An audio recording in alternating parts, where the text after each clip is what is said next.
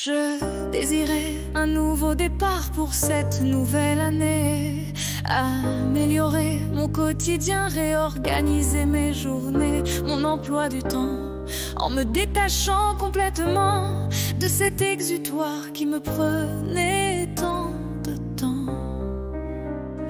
2 semaines se sont écoulées sans que j'écrive une seule ligne. Je me suis résolue à faire abstraction des signes, ceux qui comme les étoiles s'alignent. Je souhaitais faire une pause, prendre le temps de réfléchir, suspendre le cours des heures, flâner dans le silence sans rien détruire. Me laisser porter par le souffle du moment, comme une plume au gré du vent, où chaque instant devient un présent.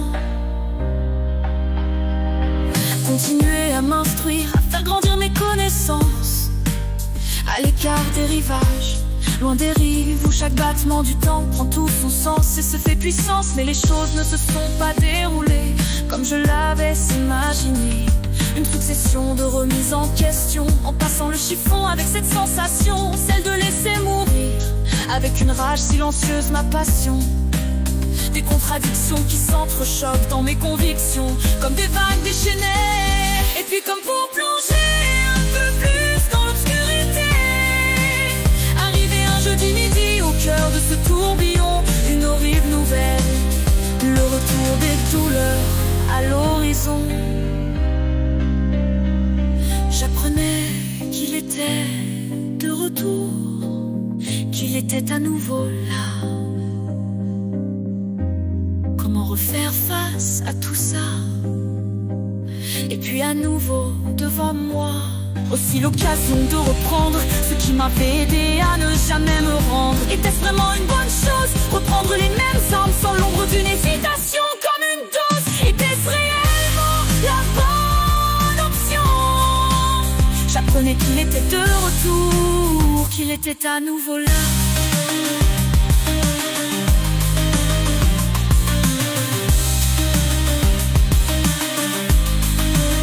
Était-ce vraiment faible, mais sans le vouloir, perdu dans l'ombre, où les rêves viennent s'asseoir, sans même y croire, sans même y penser, errante, m'irrévélante, dans le silence de mes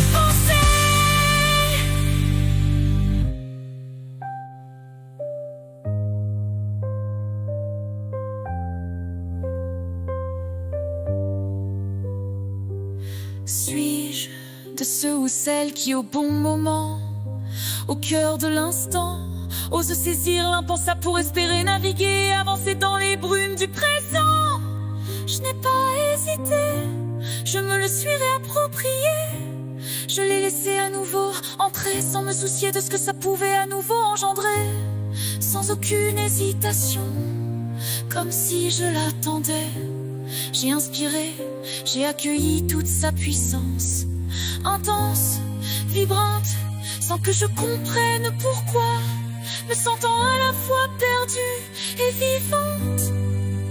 Il était à nouveau là, fragile, j'ai fermé les yeux et les flashs sont revenus. Les sensations, les murmures des présences, cette connexion, c'est donc bien trop puissant pour moi. Moi, Bélia qui ne maîtrise rien, qui se perd toujours en chemin, celle en qui personne ne croit, celle dont l'ombre pèse sur le cœur. Il était à nouveau là.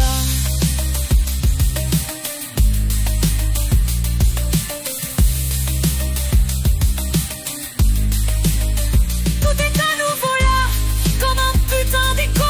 Les doutes, les peurs, où est l'espoir dans cette douleur plus lourde qu'un fardeau? Je reprends la plume, celle que j'avais délaissée, le cœur secoué pour affronter ce qui vient se poser sur mon chemin. Reprendre les mêmes armes sans hésiter, serait-elle là, dissimuler la clé pour se protéger?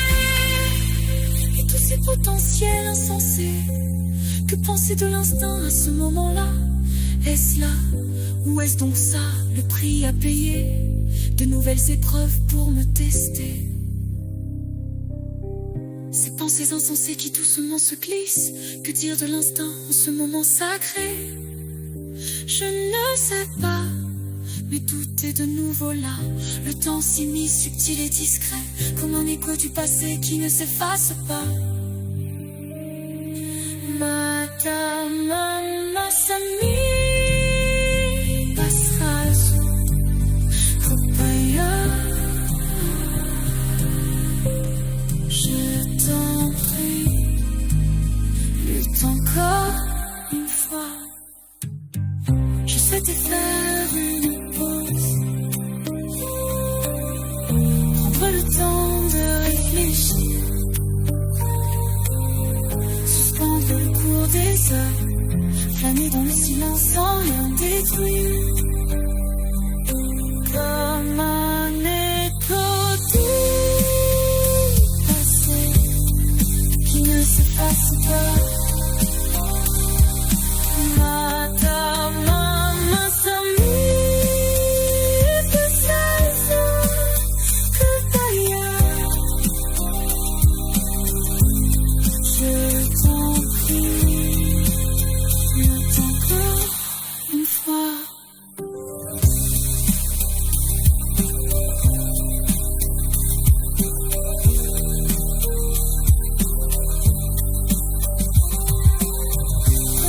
Du passé qui ne s'efface pas. La panique du passé qui ne s'efface pas. La panique du passé qui ne s'efface pas. Je t'en prie,